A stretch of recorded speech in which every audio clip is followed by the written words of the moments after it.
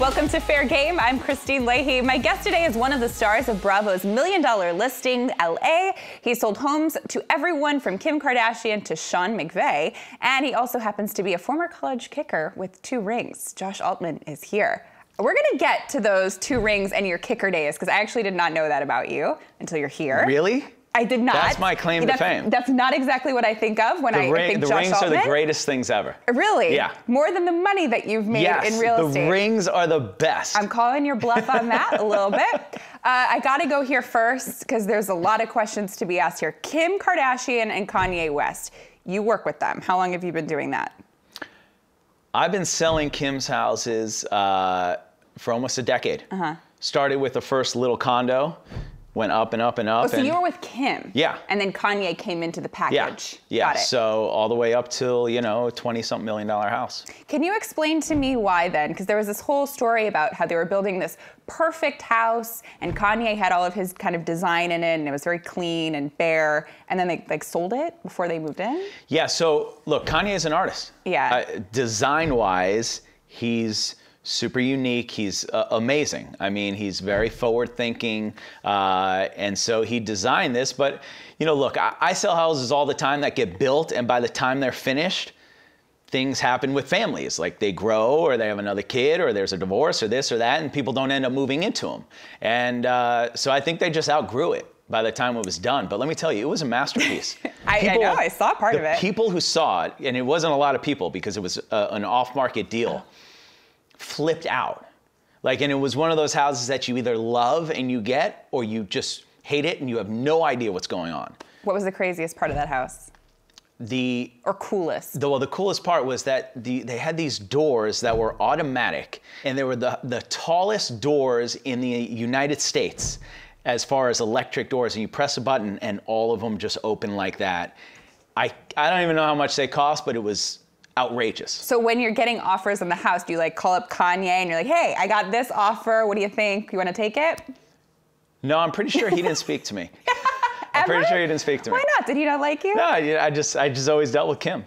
Oh, so you would call Kim and ask if she would accept the offer. Kim's amazing, by the way. Hardest working woman I've ever met. Just all business, all the time. So also, now this actually makes sense to me. When you watch the Kardashians, there's this scene of Kris's house right outside. It's actually not her house, which I always thought, because if you watch the show, it doesn't really match with the exterior. Right. So you sold the fake house for a little over $5 million, right? Yes.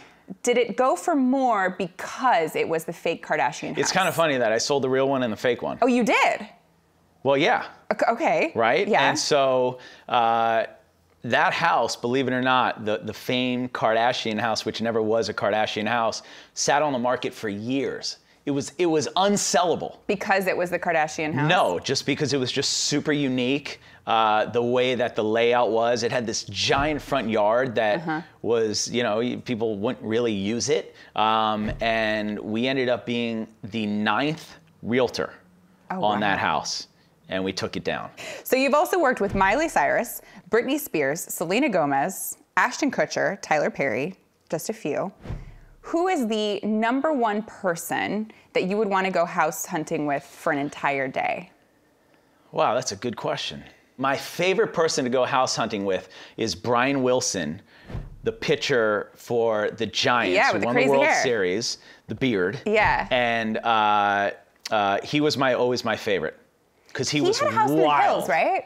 Yeah, he's actually finishing one of the most incredible houses you've ever seen. Yeah. And you just liked spending the day with him? Yeah, because he's so crazy that I just laugh nonstop. I saw some pictures of you on the sidelines of a Rams game this season. I'm guessing that is because you helped Sean McVay find his house. How did you guys get connected? Well, somebody hooked us up with him, and he gets out of the car, and I'm like, waiting for somebody else to get out of the car because he's so young. You're like, no way this guy is running the Rams. And within 2 seconds, you know how coaches speak a different way than everybody else? Yes. Like just everything they say is motivating or whatever it is. Within 2 seconds, it was like, oh, this guy's a superstar. Aww. I could tell in 2 seconds, we hit it off. We became very, very tight. And I go to all the games. Oh, you do? I go to all the Was games. that part of the contract? Yeah, of course. Like, I'll waive a little bit of commission if you could give me sideline passes. I have written in some crazy things in contracts. Like what? Well, last year I did a deal. It was a teardown behind the Bel Air Hotel. Okay.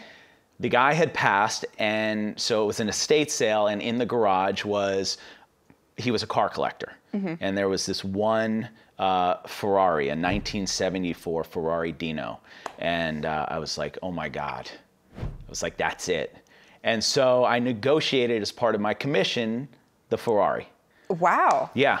Yeah. That's kind of nice. Yeah. That's a good perk. So I get it in 90 days. I've literally taken it apart, nut and bolt, everything.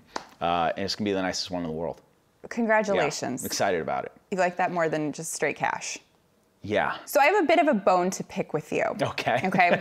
So you and your wife were at a Laker game sitting courtside. Okay. That is something that a lot of people in LA would love to do. You chose to spend your time at this game on your phone the entire time, which I've got to say, fans didn't like it. Because if you're spending or you get those tickets and you choose to spend it on the phone, I mean, come on. You're right. You're totally right. What were you doing? Nothing as important as I should have been just watching and enjoying the game. So you regret this? I regret it, Okay. and I will tell you that it's something that I struggle with in life. I would assume. That I'm doing this too much, and just life is passing me by. You know, money never sleeps.